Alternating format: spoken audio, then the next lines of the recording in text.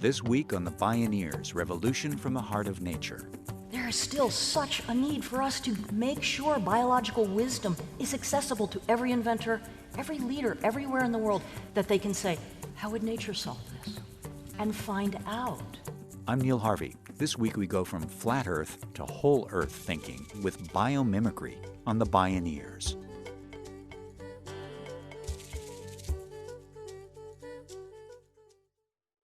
When naturalist and author Janine Benyus coined the term biomimicry in 1997, she described this emerging field of design science as innovation inspired by nature. The genius of nature's design, recipes, and principles can serve as the inspiration for designing human civilization. It's a fundamental shift away from viewing nature as physical resource to one of model, mentor, and teacher. The biomimicry revolution is starting to guide industrial design, building, and technology on larger scales. It's spawning a next industrial revolution, provoked by the deceptively simple question, how would nature do it? Biomimicry is also serving as a model for human organization and leadership. After all, we are nature. In this half hour, we hear from two leading biomimicry masters at the forefront of nature-inspired design. This is Sharkskin, Hippo sweat, and the wood wide web, from flat Earth to whole Earth thinking, with author Janine Benyus and inventor Jay Harman. My name is Neil Harvey. I'll be your host. Welcome to the Bioneers, Revolution from the Heart of Nature.